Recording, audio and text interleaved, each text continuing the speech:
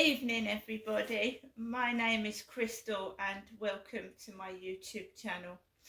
If you like my videos, please smash that like button, please do subscribe. I'm here in my flat in Rochester, and yes, I did go up to see my mum this afternoon. I felt really ill today, run down, fed up, and I wanted to have a bit of retail therapy when I walked down Rochester High Street, and I felt awful.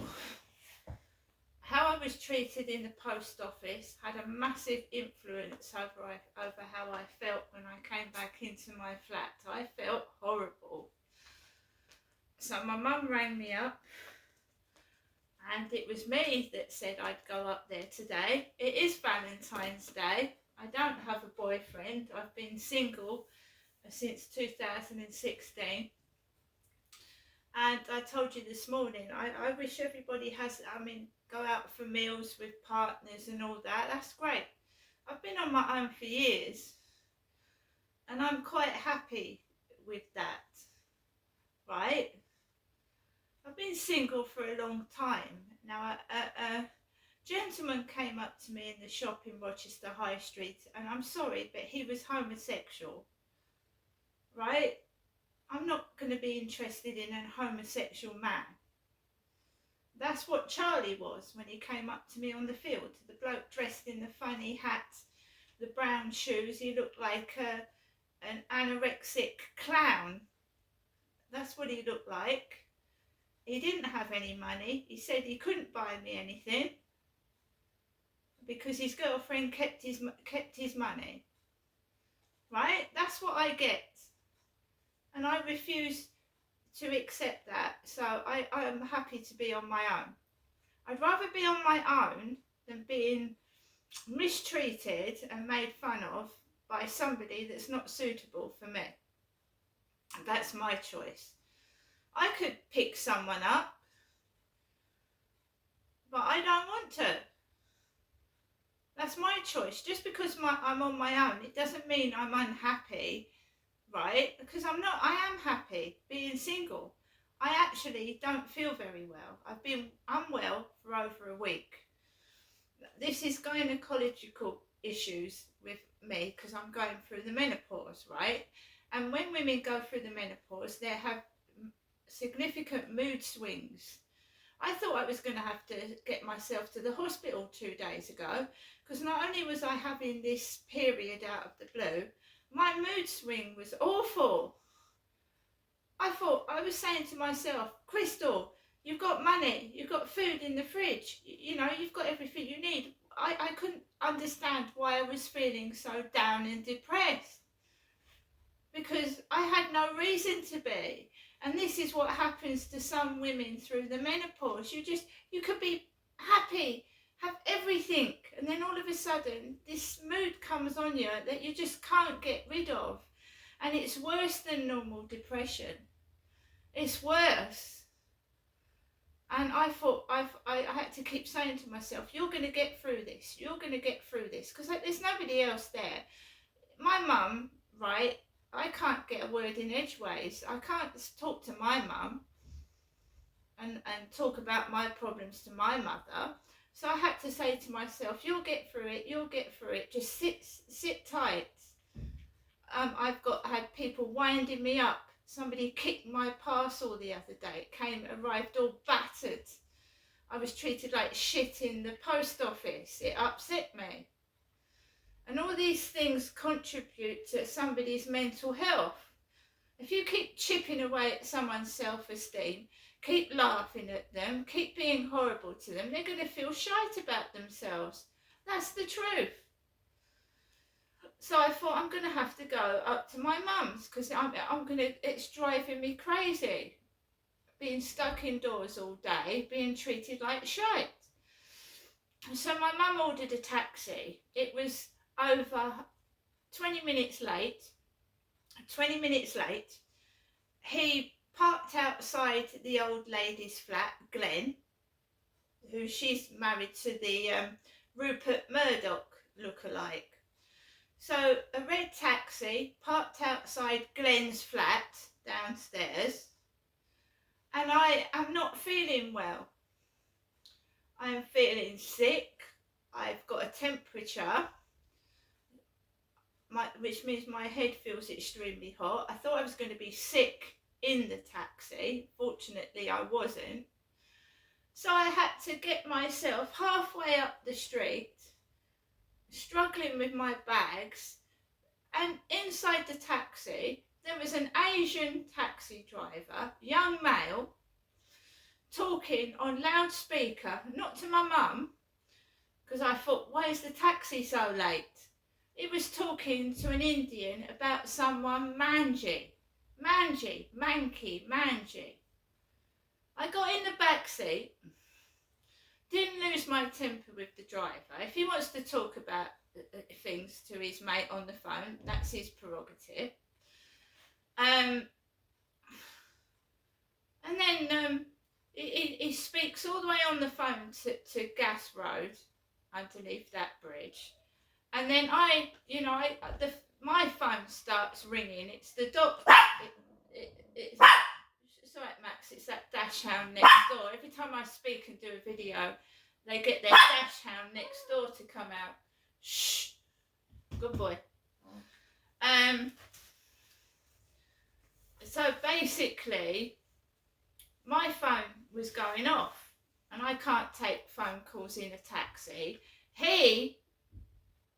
His mate on the phone ended the phone call.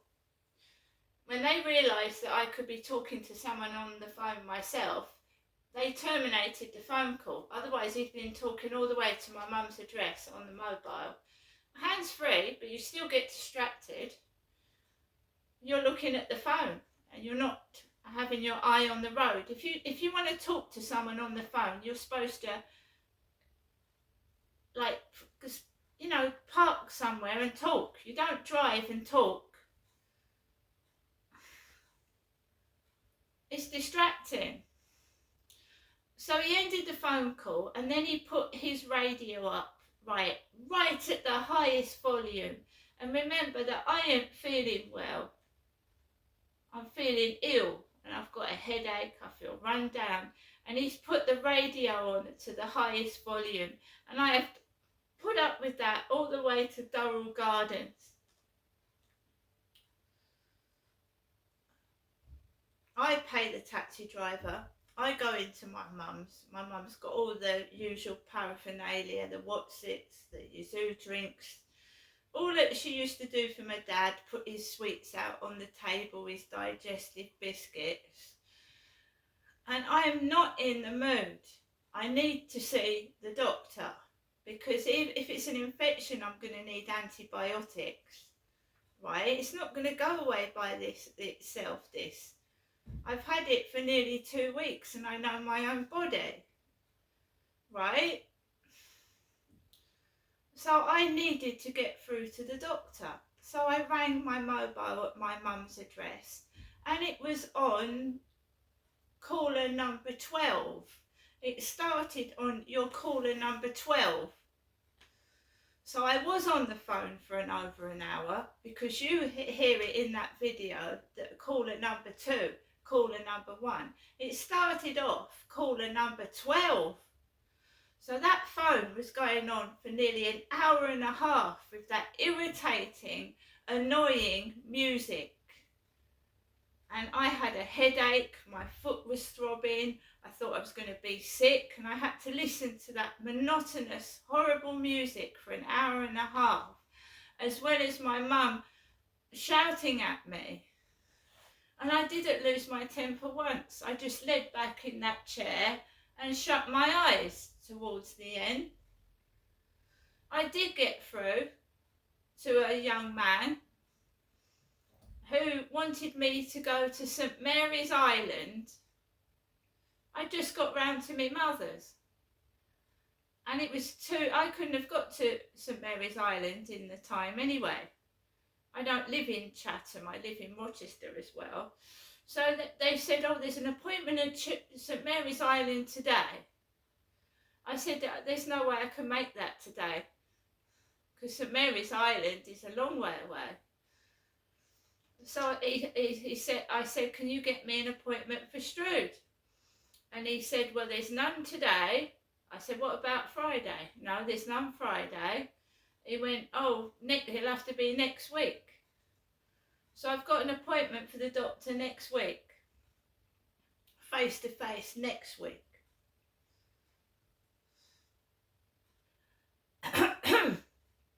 So I've just got to hope this is just a infection, right? But trying to annoy me, aggravate me, treating me like shit when I'm bleeding and don't feel well, and the amount of laughter that was going on, it's not funny. If it was their mum or their sister or their aunt or whatever, they wouldn't think that was funny, would they? I had to really, really control my emotions outside. I really did. So my mum did indeed order a takeaway, but I didn't eat very much because I haven't been feeling very well. I didn't eat much of it, to be fair. I feel boiling hot. I feel sick. It definitely feels like an infection of some sort. I mean, people are childish. They're really childish. I haven't got a worker. I haven't got a helper. Do you think I want to go outside when I don't feel well? Do you think I want to go outside and put electric and gas on my meter when I feel like I should be in bed? Not putting the receipt in my hand. I'm fucking sick of it. I'm a human being. You try going outside and doing your shopping when you feel like throwing up and you feel ill and you feel sick and your head's pounding and my foot is still not better. Fucking evil fucking shit. All of them. So I sat round with my mum. She was obviously in a mood of some description. And I had to listen to my mum ranting on. I stayed at the normal time. My mum called me a taxi about 4:30. She'd eaten her dinner. Charlotte rang. I'm Charlotte's auntie. Charlotte rang on her mobile 666, which is Satan, isn't it? Honestly, part of her mobile number is 666. That's Satan. The beast. So my mum talked to Charlotte. My mum called the taxi. The taxi came straight away, and it was a Sikh, very nice Sikh driver with his Sikh hat on, and he carried my bags to the boot, sat in the back seat. Very nice driver. And I'm ashamed of this country. I'm ashamed of it. I was sat in the back of the taxi, and a white male driver screamed out, fucking Sikh, out of his car window at that poor driver, whilst I was in the back.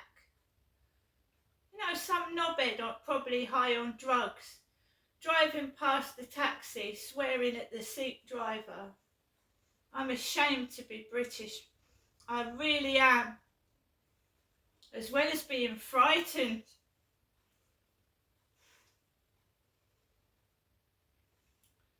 I nearly apologised, but it's not my place to apologise, is it?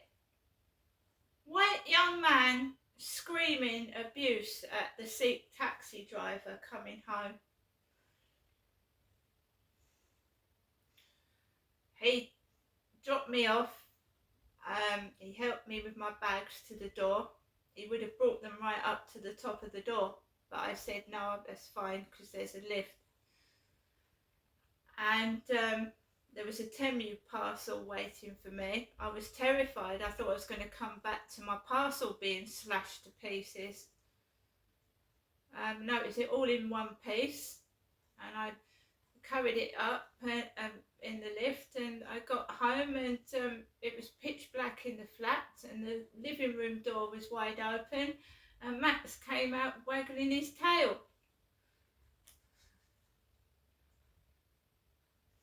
I'm ashamed to be British. My mum's given me some things. She's given me cat food, she's given me dog food.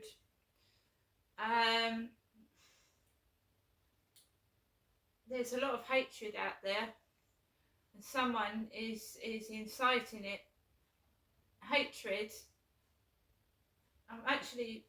It's going to get to the point where you're scared to walk down the street during the day. And be prepared for anything, because there's no police. It's mob rule, and it's take potluck. That is why I went out first thing in the morning.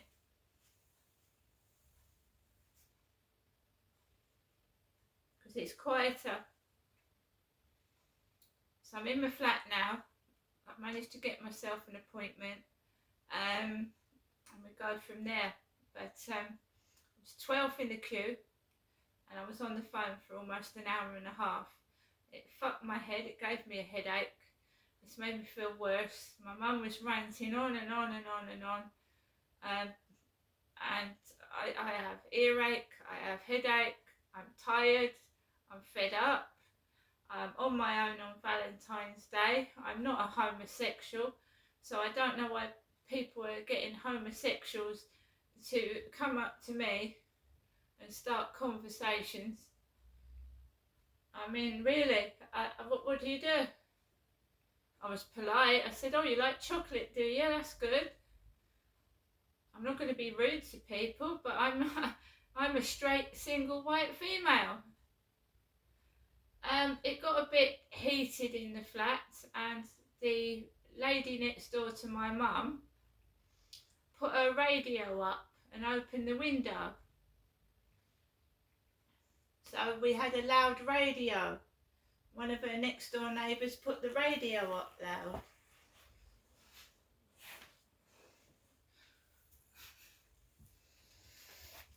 She opened the window, and it's cold outside. She had the window wide open with the radio blaring out. It's just, to me, it's all set up. Like when I went to see my mum and dad together, it was all set up. I've got my Temu bits. I think I've got enough video footage to show you my Temu parcel. I didn't go in the dog shop in Rochester, the Hound Hut, because I'd ordered my dog a little harness and a red lead, which is cheaper. Whereas something like that would cost £15–20 in a shop, it was about £3. So I got myself a dog harness for Max, red colour.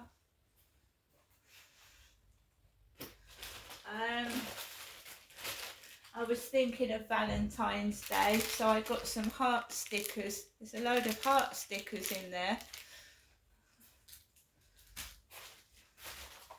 We've got some crystals, stone deck, so some crystal cards.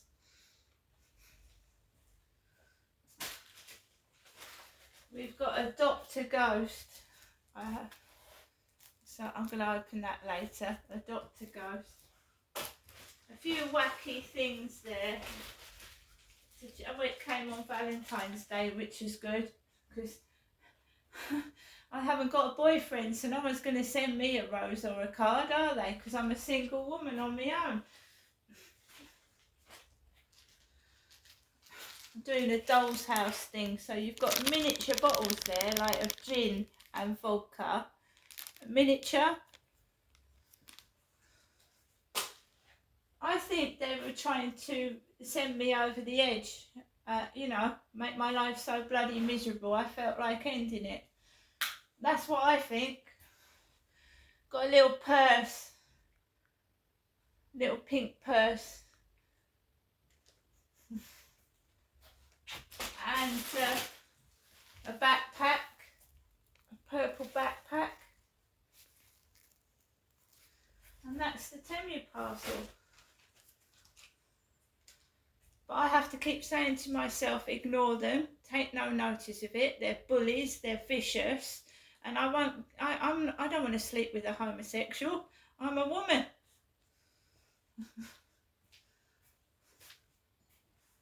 I don't know what they think they're playing at. I mean, to be honest, what do you do if one of them attacks you? I'm a woman by myself. That's why I carry 2 personal alarms. And even if it's a can of hairspray, just spray it in their eyeballs, spray it in their face. Because I said, when that Charlie sexually assaulted me on that field at the top, someone told me to get a bottle, put a bit of vinegar in it and spray it in his face. Now, as you see, get a letter saying that Kelly Tolhurst MP, more police on the streets. There ain't fucking one. There ain't no police. These guys are smoking drugs, they're doing illegal shit, and they're getting away with it. And to be fair, all I wanted to do this morning was get my electric and gas. I'm not interested in their drugs and their dirty, what they get up to. I just wanted to get in and get out and get indoors safe.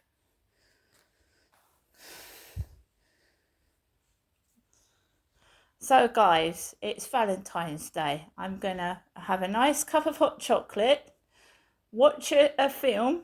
I've lit my gin candle, and I'm keeping safe indoors because the streets out there are scary. See you later.